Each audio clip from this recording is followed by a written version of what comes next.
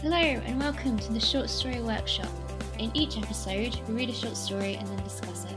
My name's Mel, I'm here with Matt and Simone, and this week's story is Dr. Heidegger's Experiment by Nathaniel Hawthorne. I picked this story, not because I particularly liked it, I don't think, I just thought it'd be interesting to talk about. There is lots of ideas in there, and I liked how each character is defined very quickly at the beginning by the most valued thing that they lost in their youth. I'm not totally sure what the story is trying to say, something about age, so I'll be interested to see what you guys thought about it, and I hope that even if you don't exactly enjoy it, it makes you think about it. So here is this week's story, Dr. Heidegger's Experiment by Nathaniel Hawthorne. That very singular man, old Dr. Heidegger, once invited 4 venerable friends to meet him in his study. There were 3 white-bearded gentlemen, Mr. Medbourne, Colonel Killigrew, and Mr. Gascoigne, and a withered gentlewoman whose name was the widow Wycherley. They were all melancholy old creatures who had been unfortunate in life, and whose greatest misfortune it was that they were not long ago in their graves. Mr. Medbourne, in the vigour of his age, had been a prosperous merchant, but had lost his all by a frantic speculation, and was now little better than a mendicant. Colonel Killigrew had wasted his best years, and his health and substance, in the pursuit of sinful pleasures, which had given birth to a brood of pains, such as the gout and other torments of soul and body. Mr. Gascoigne was a ruined politician, a man of evil fame, or at least had been so, till time had buried him from the knowledge of the present generation, and made him obscure instead of infamous. As for the widow Wycherley, tradition tells us that she was a great beauty in her day, but for a long while past she has lived in deep seclusion on account of certain scandalous stories which had prejudiced the gentry of the town against her. It is a circumstance worth mentioning that each of these 3 old gentlemen, Mr. Medbourne, Colonel Killigrew, and Mr. Gascoigne, were early lovers of the widow Wycherley, and had once been on the point of cutting each other's throats for her sake. And before proceeding further, I will merely hint that Dr. Heidegger and all his 4 guests were sometimes thought to be a little beside themselves, as is not unfrequently the case with old people, when worried either by present troubles or woeful recollections. "My dear old friends," said Dr. Heidegger, motioning them to be seated, "I am desirous of your assistance in one of those little experiments with which I amuse myself here in my study." If all stories were true, Dr. Heidegger's study must have been a very curious place. It was a dim, old-fashioned chamber, festooned with cobwebs and besprinkled with antique dust. Around the walls stood several oaken bookcases, the lower shelves of which were filled with rows of gigantic folios and black-letter quartos, and the upper with little parchment-coloured duodecimos. Over the central bookcase was a bronze bust of Hippocrates, with which, according to some authorities, Dr. Heidegger was accustomed to hold consultations in all difficult cases of his practice. In the obscurest corner of the room stood a tall and narrow oaken closet, with its door ajar, within which doubtfully appeared a skeleton. Between 2 of the bookcases hung a looking-glass, presenting its high and dusty plate within a tarnished gilt frame. Among many wonderful stories related of this mirror, it was fabled that the spirits of all the doctor's deceased patients dwelt within its verge, and would stare him in the face whenever he looked thitherward. The opposite side of the chamber was ornamented with the full-length portrait of a young lady, arrayed in the faded magnificence of silk, satin, and brocade, and with a visage as faded as her dress. Above half a century ago, Dr. Heidegger had been on the point of marriage with this young lady, but, being affected with some slight disorder, she had swallowed one of her lover's prescriptions, and died on the bridal evening. The greatest curiosity of the study remains to be mentioned. It was a ponderous folio volume, bound in black leather, with massive silver clasps. There were no letters on the back, and nobody could tell the title of the book, but it was well known to be a book of magic, and once, when a chambermaid had lifted it, merely to brush away the dust, the skeleton had rattled in its closet, the picture of the young lady had stepped 1 foot upon the floor, and several ghastly faces had peeped forth from the mirror, while the brazen head of Hippocrates frowned and said, "Forbear?" Such was Dr. Heidegger's study. On the summer afternoon of our tale, a small round table, as black as ebony, stood in the centre of the room, sustaining a cut-glass vase of beautiful form and elaborate workmanship. The sunshine came through the window, between the heavy festoons of 2 faded damask curtains, and fell directly across this vase, so that a mild splendour was reflected from it on the ashen visages of the 5 old people who sat around. 4 champagne glasses were also on the table. "My dear old friends," repeated Dr. Heidegger, "may I reckon on your aid in performing an exceedingly curious experiment?"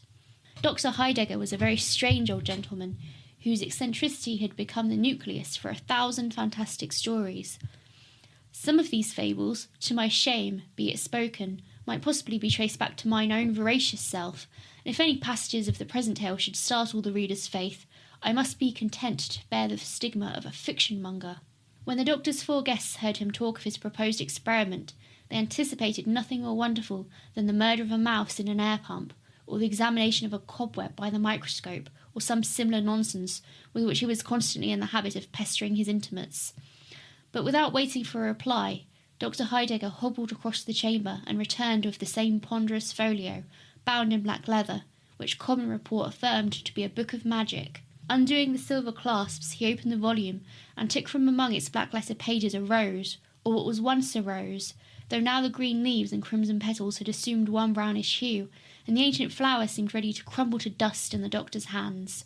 "This rose," said Dr. Heidegger with a sigh, "this same withered and crumbling flower blossomed 55 years ago. It was given me by Sylvia Ward, whose portrait hangs yonder, and I meant to wear it in my bosom at our wedding. 55 years it has been treasured between the leaves of this old volume. Now, would you deem it possible that this rose of half a century could ever bloom again?" "Nonsense," said the widow Whiteshelley, with a peevish toss of her head. "You might as well ask whether an old woman's wrinkled face could ever bloom again." "See," answered Dr. Heidegger. He uncovered the vase and threw the faded rose into the water which it contained. At first it lay lightly on the surface of the fluid, appearing to imbibe none of its moisture. Soon, however, a singular change began to be visible. The crushed and dried petals stirred and assumed a deepening tinge of crimson, as if the flower were reviving from a death-like slumber.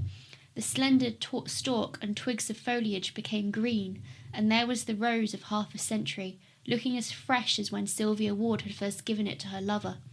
It was scarcely full-blown, for some of its delicate red leaves curled modestly around its moist bosom, within which 2 or 3 dewdrops were sparkling. "That is certainly a very pretty deception," said the doctor's friends, carelessly, however, for they had witnessed greater miracles at a conjurer's show. "Pray, how was it effected?" "Did you never hear of the Fountain of Youth?" asked Dr. Heidegger, "which Ponce de Leon, the Spanish adventurer, went in search of 2 or 3 centuries ago."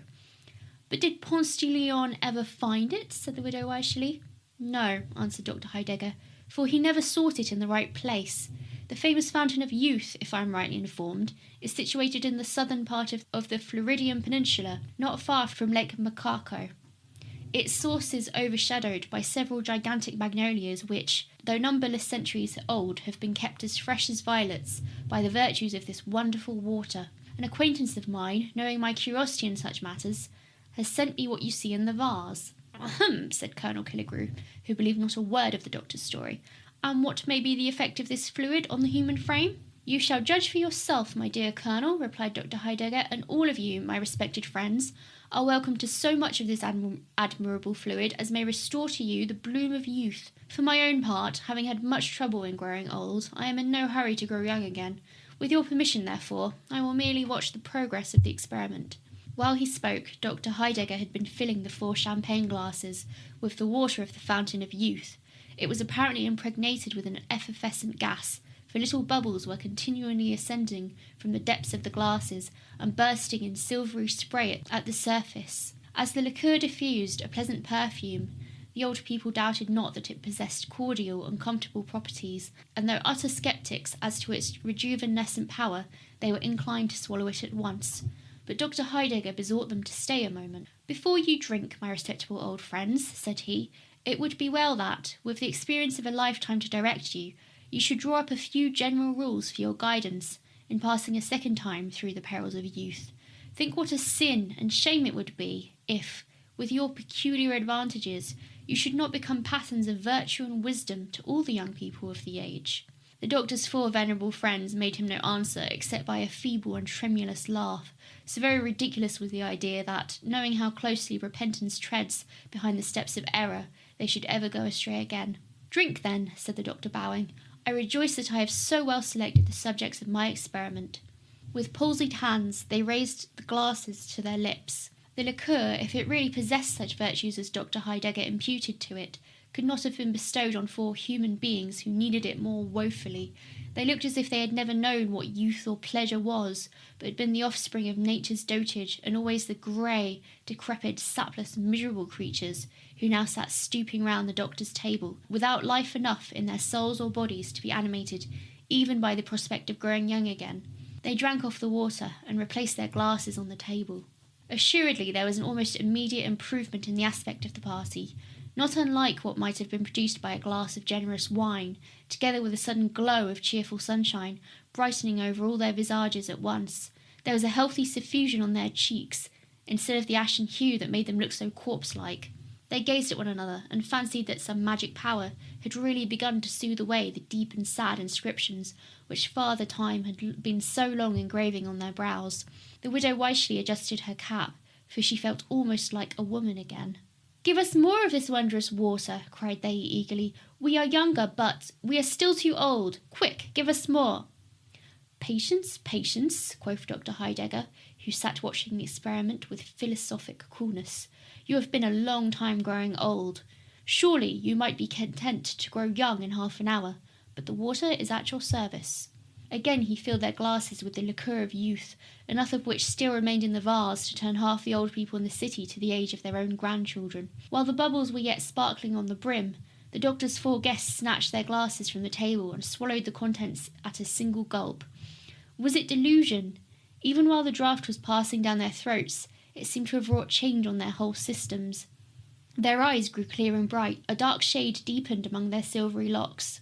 They sat around the table, 3 gentlemen of middle age, and a woman hardly beyond her buxom prime.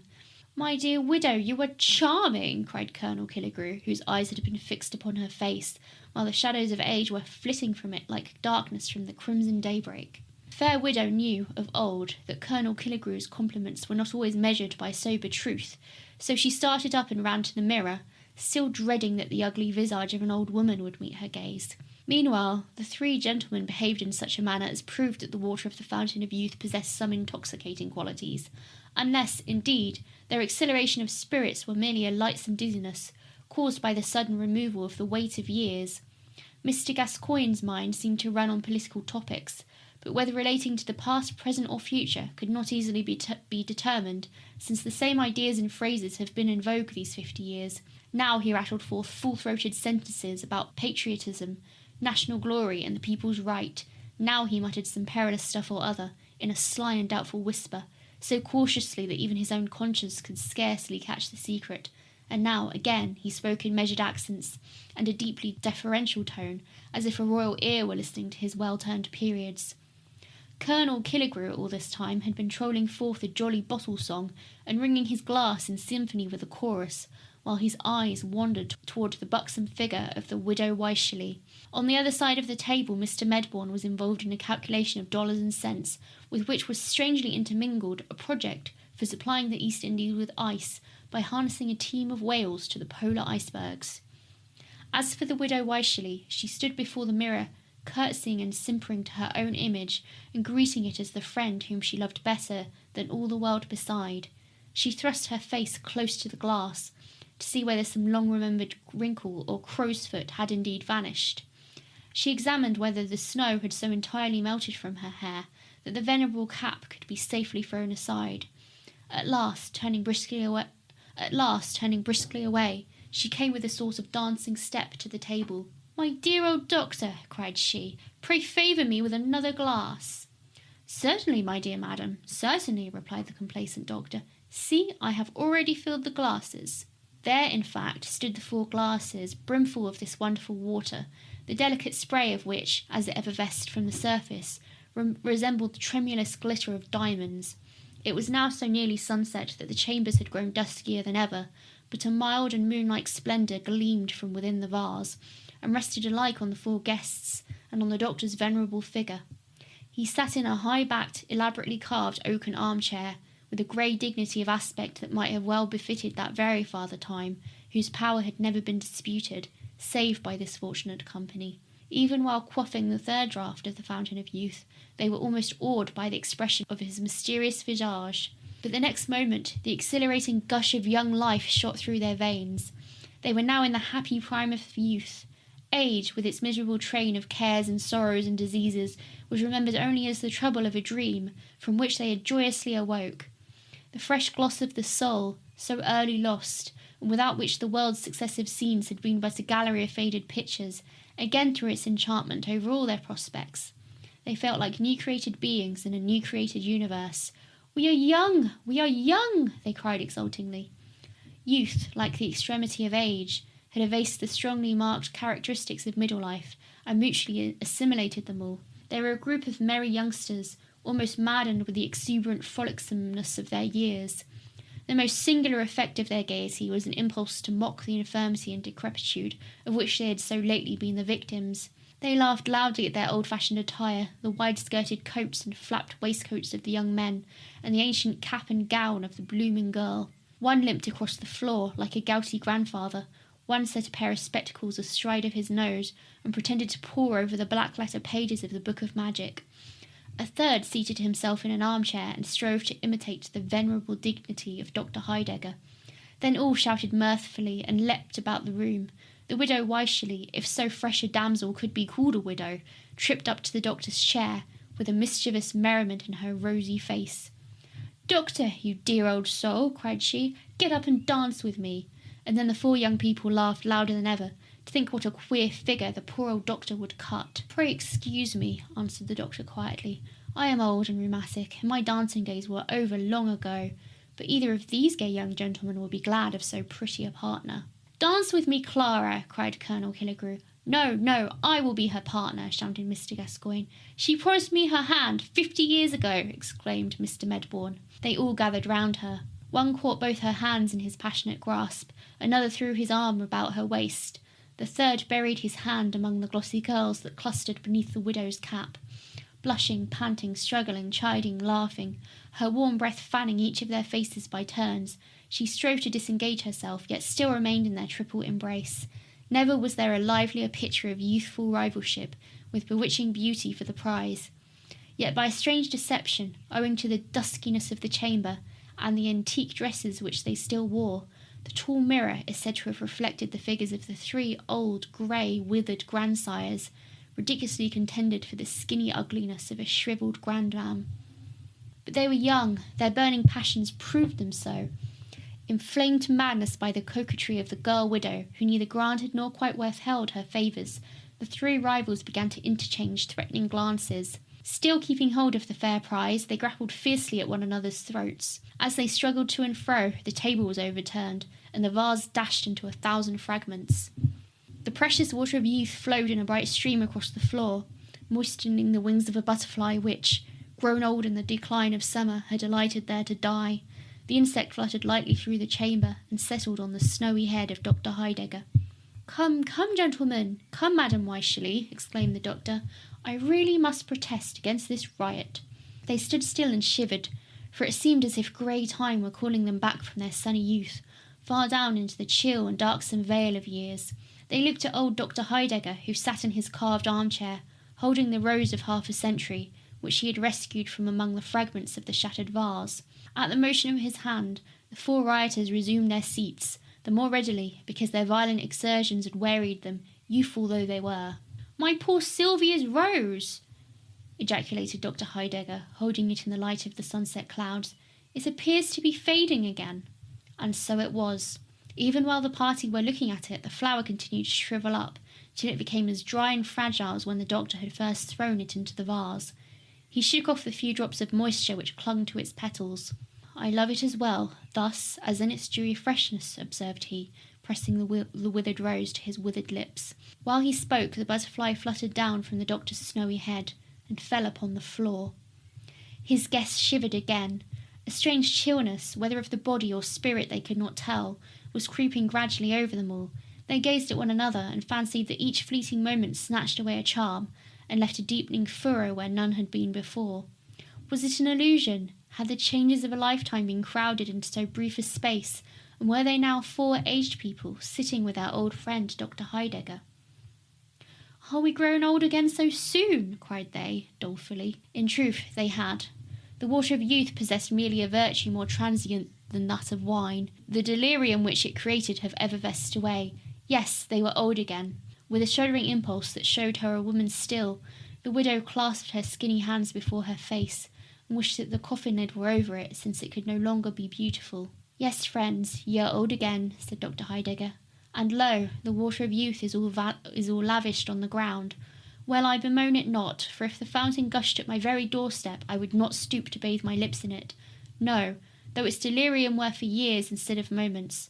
Such is the lesson ye have taught me. But the doctor's 4 friends had taught no such lesson to themselves. They resolved forthwith to make a pilgrimage to Florida, and quaff at morning, noon, and night from the fountain of youth. So, as you said, you don't really like it, Matt.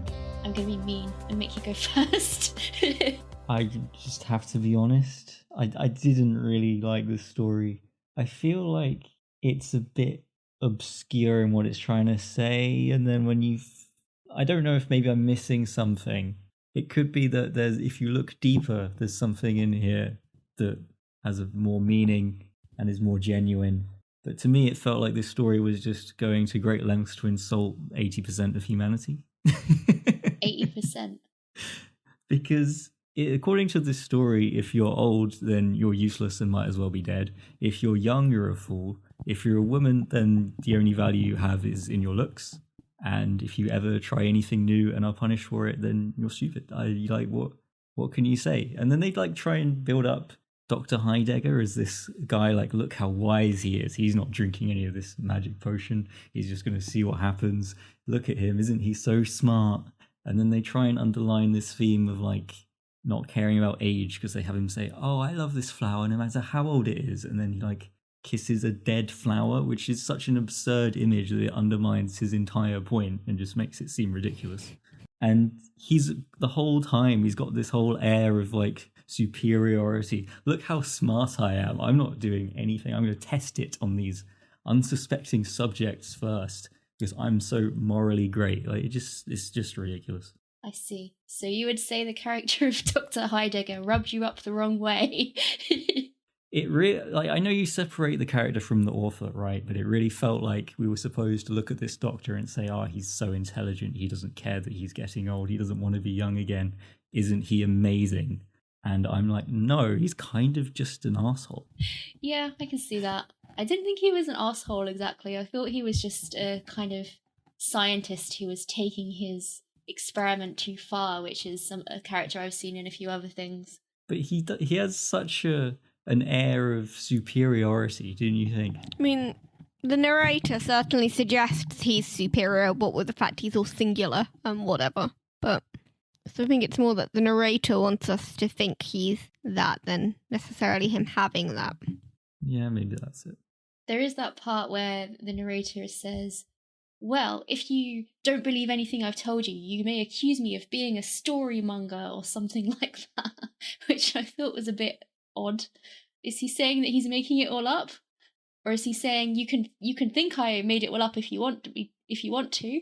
I think that was the very old-fashioned way of, if you think the story isn't believable, up yours. Yeah, which is nice. Fair enough. I don't think you need to express that very much nowadays. I also just liked the expression storymonger for some reason. It was like fiction monger, wasn't it? Something like that. It just stuck in my brain. Weird phrase. It is definitely a weird phrase. What about you, Simone? Did you hate the story as much as Matt did? I didn't hate it, but I also didn't love it. It did what it set out to do. It was solid, but nothing about it made me think, oh my God. What was that? What it set out to do? What did it set out to do? I'm still not sure. I mean, for me, the point I got, or the point it was trying to make, was that you're supposed to kind of learn from your mistakes, isn't it? And that's what the 4 who go back in time don't. That's his warning to them before they take the water from the Fountain of Youth, is to think about, use your wisdom and your experiences to do things better a second time, but they don't. They act exactly like they used to.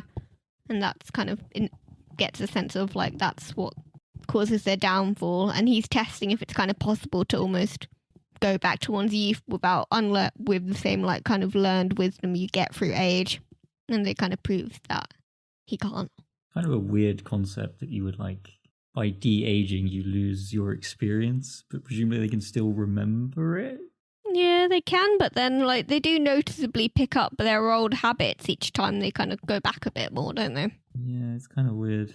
I thought he was more trying to say, please don't blame your misery on your age, Yeah. or something like that. It's more about what you do than how old you are.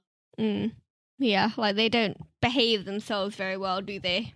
Everyone in the story is miserable because of their age. No matter whether they're old or young, they hate it. So what? It just always sucks? Is that the idea? I was just going to say, I didn't read Dr. Heidegger as being miserable.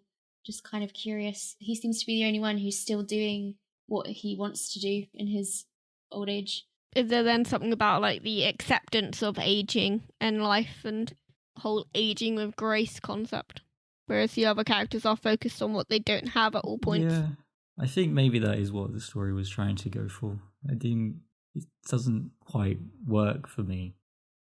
I mean, they point at it directly when he says, I love this flower no matter how old it is, but it's so just ridiculous the way he does it. I mean, he is established to be quite eccentric. Yeah, I think maybe the concept didn't hold up because I did not take to the character. I thought he was smug and annoying and not very considerate at all. You know, you hated the bit where he kissed the flower. I actually quite liked that image. I was like, oh, that's adorable. Yeah. It's just so absurd. In like a macabre way. Yeah, it's gothic romancy, it's such a straw man. Oh, it's like you can't say, oh, I love this flower no matter how old it is. Like that's what we do with flowers. We get rid of the old ones. It doesn't apply to human life. It just doesn't add up. Maybe it's not that it's a flower, but more what the flower means to him. Yeah, like it symbolizes the woman he was going to marry, doesn't it? I admit, I thought the story would go in a different direction. Like, you know, in The Cabin in the Woods, where they kind of pick their own downfall, depending on what they choose, in the basement. The whole, like, description of everything in his office kind of thought we'd go down that route. Like, you know, like, it would do something with, like, all the patients he'd killed or something. Yeah, I'm disappointed they didn't do more with the weird things in his office, because I loved that description, and that's what sucked me into the story. I loved the idea of the woman stepping out of the painting, the skeleton shaking in the cupboard, and I thought that they would come into play later on. Yeah, because that's more interesting than the Fountain of Youth. Yeah, definitely. Yeah, it is. Like, not that the Fountain of Youth is inherently uninteresting, it's just that other things were more interesting there. Like, yeah, he's such a teasy. He hints at all this interesting stuff and then doesn't use it. That's just bad storytelling. Mm. You can't introduce something more interesting and then tell a different story. It's a complete waste of time. Maybe he didn't think it was more interesting. Like, maybe it's just to establish that he's kind of a slightly supernatural, sciencey man. This is what impression I get was the point. Yeah, I guess that's what it was for, but it's so not necessary now. Maybe it was needed more at the time. Maybe. It was to catch your attention, and unfortunately it worked on me. I must say that a lot of his other stories were extremely wordy, and I found it hard to get through them, but this one was a bit better. Had more dialogue in it. He's quite... I mean, he's of that Puritan kind of age, isn't he? Yeah. Where they're all very into their moral lessons. Although I think he was an anti-Puritan. Like, the Scarlet Letter is all about how you shouldn't treat... What's it about? The Scarlet Letter is the one he's famous for. You might know the adaptation Easy A. Yeah. Yeah, that's the Scarlet Letter story. Except originally it was like grimmer and set in the 1900s or whatever. And Puritan. The main character in Easy A does a really nice plot summary of it at one point. Yeah. But what is the plot? Hester Prynne is painted as a morally dubious woman, so they make her wear... And a Scarlet A on her chest for adulterer. Yeah, and I think she kills herself, or something kills her. I can't quite remember it. Yeah, it's basically she's getting publicly humiliated for giving birth to a baby of unknown parentage. And it's all about, like, you know, judging people and social stigmatization. I wondered if you wanted to talk about why you thought he didn't take part in the experiment, and I did wonder if it was because he was afraid of something like the painting coming to life or something like that. So for him, the kind of result would be he was kind of back in that place where he was in love with his dead wife or something like that, and that's why he didn't do it. But I wondered if either of you had any thoughts on why he didn't do it, other than that he's a smug git. I thought it was to preserve the sanctity of the experiment. Like, you can't keep accurate track of an experiment if you're one of the variables. Yeah. You need to observe it from outside, as judged by the ending, right? Because he could remain objective or they went nuts. Yeah. That's a good way to put it. Also, I love his line where he's like, "No, I'm not going to take part. I went to great trouble to grow old. I don't want to do that again." Yeah, that was quite a good line. I also like the point about, oh, well, it took you many, many years to grow old. You can wait half an hour to grow young. Yeah, calm down, everybody. Like, chill.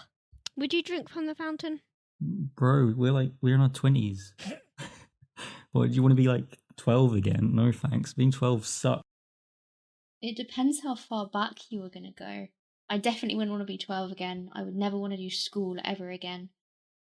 I feel like we'd need to ask somebody older to most likely, yeah. get a consensus on what they would do. Yeah. I kind of feel like you'd be stupid not to, in some ways, which I think is part of why I'm so mad at him for being superior about it. I mean, it just, like, if someone says, oh, it's the fountain of youth, it will make you young again, like, I don't know, it just seems like a no-brainer. Yeah. I suppose in this story it also means you lose your experience, but that doesn't seem like... Meaning, yeah, they're not told that up front, are they? It's like, oh, you fell for my trick, you're an idiot, and it's like, well, you didn't tell me. I trusted you, you were my friend. Exactly. Yeah, no, I feel like most people would, unless you had a good reason not to. Like, where's the downside? So, is the implication that they regressed back to being old because they knocked the vase over, or is it just that the thing is inherently temporary? I think it's just that it's inherently temporary. Like the butterfly, for example. Okay. Yeah. Which often symbolises like transition and change and metamorphosis. In that case, they've got something on their hands that could cause a war, because assume once you drink it, you need to keep drinking it. Yeah, well, yeah, that's why they go after the fountain at the end, isn't it? Like, they've had the forbidden fruit now. He screwed them over. They're never going to be happy. I mean, they weren't happy anyway, but like... I don't think I want him to be my friend anymore. See what I mean? Alright, so I think we should talk about this. So each character is defined by the most valued thing they lost in their youth. And of course, the only woman is mourning for her faded beauty. I just was like, this is so eye-roll worthy. But at the same time, I guess it highlights how much beauty is valued in women. And I'm just like, I was wondering if you think it would be the same now, or do you think there'd be, I don't know. You would not get away with this now. You would get shot down as soon as you tried to publish this. I mean, you would, but also, I do feel like, maybe not just only women, but like, I do feel we still put quite a high value on beauty as one of the main components of youth.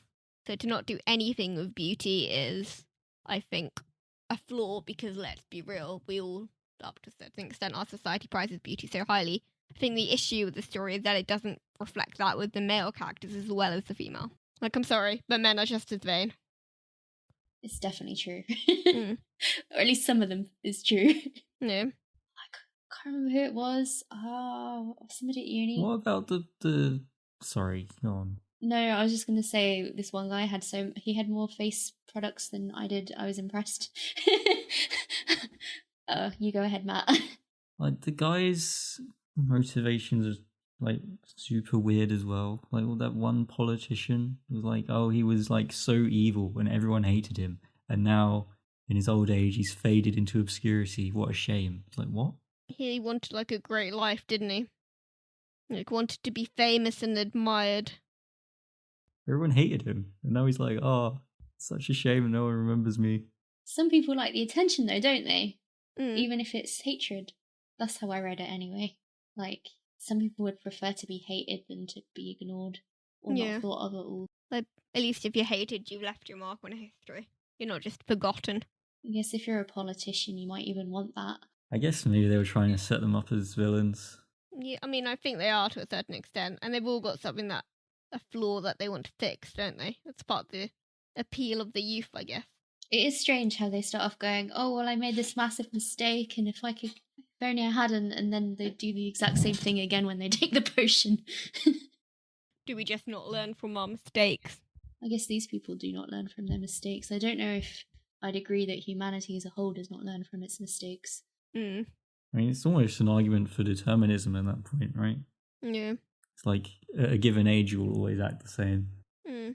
Which seems weird. Even if you're like self-aware about it. Like it's almost like it's saying knowing that what you're doing is wrong or flawed will not stop you from doing it. Mm. Which I don't think is true. As I say, when I do something and it has a bad outcome for me, I don't do it again. I mean, no, I definitely do the same stupid things over and over occasionally. You know, joy of insanity, doing the same thing, expecting a different result. I would admit to doing this sometimes when trying to fix computers. Mm. True. But that's just denial. Yeah, you're right. And it's also sometimes you're just not thinking about it. Like, we're not always thinking about consequences when we do stuff. Sometimes you just do it and then you're just like, oh God, what was I thinking? Because you get caught up in the moment or whatever. Like, I think mistakes are just really easy to make. Yeah, it's all part of being human. And it's like, we like to think that if we went back and did it all over again, we'd be so much smarter and cleverer. Like, if I went back to, I don't know, high school now, obviously I'd get everything right. I wouldn't be as, like, self-conscious as I was when I was 14. And it's like, you're such a liar. Yes, you would. It is strange when you think back, isn't it? You'd be like, oh, I wouldn't do that now. I'd game the system. I'd know that it was all nonsense. I'd do this, I'd do that. But would you? Yeah, like, base human instincts, like, I don't know, to be found beautiful, to be desired, to be respected, to have power or money or whatever, they don't just go away. I quite liked the quartet of motivations he chose. I felt like they were quite common motivations. They quickly gave you an idea of what each character was like. So, yeah, I thought it was quite clever. Okay, so did any of you feel any sympathy for the quartet of characters drinking from the Fountain of Youth? I mean, I did as a group, yeah, because they basically just got duped, right? Yeah. I mean, I don't think it's quite that simple. The story's like, well, you shouldn't have done it, you idiots. Now you're addicted to this thing, and it's your own damn fault. And I'm like, well, first off, nobody explained this to them. I didn't get that sense of blame from the story. I don't know what I thought. I thought it was more about how they'd completely missed the point of the experiment, I suppose. I don't know. But they can't know. They didn't know the point. Yeah, you can't tell someone the point of the experiment or affects the experiment. Like, the only one who could have judged the experiment was Heidegger. Like, he was the only one who physically could because he was outside of it. And also, like, given the kind of links to champagne throughout the story, he does just keep kind of pouring them more. Like, he's definitely enabling something. Do you think he was indeed actually giving them, like, stuff from the Fountain of Youth, or do you think he was getting them drunk on champagne? Because at one point I questioned this. I was like... Yeah, because they still look so old in the mirror. Actually de-aging? Yeah. Or are they just kind of really merry on champagne and regressing back? Is this actually a story about alcoholism? Now, I don't think that's the case, but I think you could read it like that if you wanted to. You could. It becomes a lot less interesting. Some guy gets 4 old people drunk. He convinces them the Fountain of Youth is real, and therefore gets rid of them forever, which is good because he didn't want to be friends with them anyway. They were really annoying. I mean, they do seem a bit mean about him. Like, they complain that he always goes on about his weird experiments, and they're a bit like eye-rolly when they walk in. They think he's going to kill a mouse or make them look at a cobweb. I think is what they say. Yeah. Maybe it's a case of, with friends like these, who needs enemies? Maybe. Okay, so age-old question then. What do you think the story is trying to say about age? Is it just that you're stupid when you're young, you're miserable for no reason when you're old, or is it more that age doesn't matter? Because I think Matt's right and is a bit confused. I decided to go with the age doesn't matter thing. Really feels to me like it's saying middle-aged men should rule the world forever. But hey, it's just my interpretation. Middle-aged mad scientists. I mean, I tried to find something else. Like, it seems like maybe it's going for the message of age doesn't matter. But if it does that, it needs to actually show it. Yeah. Whereas it spends like half the story complaining about people being either too old or too young. I think it could have done with another character who was reacted differently to the potion. Yeah, to give a more balanced review. Yeah. Like, in terms of an experiment, I'm sorry, but 4 people is a pathetic sample size. Like, your paper's just going to be like, what were you thinking, mate? That doesn't count as, like, a view of humanity as a whole. You picked 4 people, your 4 friends, in fact, who are all, fairly similar in social class, because they all knew each other. I guess you would have lost some of the comedy if you had another guy there going, what the heck is going on? Yeah. All right. So at the end, they go off to find the Fountain of Youth. I guess good for them. What did you think about the ending, and did you expect it to end differently? I mean, I kept waiting to go into horror, let's be real. I thought they'd return old and kind of keep growing old and wither to dust and desperately need more in order to avoid not dying and withering. Yeah, that would have made sense. And I would have enjoyed that as well. They are the skeletons in the collections. Or that their, like, spirits would be sucked into the mirror or something. Yeah, I hoped the mirror, the weird mirror with all the dead patients in it might come back into play, but no such luck. I would also quite like to know this random friend who sent him this vase of water, but it didn't really get looked at all. I mean, I find that pretty weird. Just be like, hey friend, I found this vase of water, why don't you try it out? I feel like they was just trying to hand wave wherever it came from, because it's not really part of the story, right? Quick thing about Nathaniel Hawthorne, as we said earlier, he was best known for the novel The Scarlet Letter, which I think is on the US high school curriculum, or it was when Easy A was made. I really like that movie. It's a very self-aware modern take on The Scarlet Letter. And The Scarlet Letter was one of the first mass-produced books.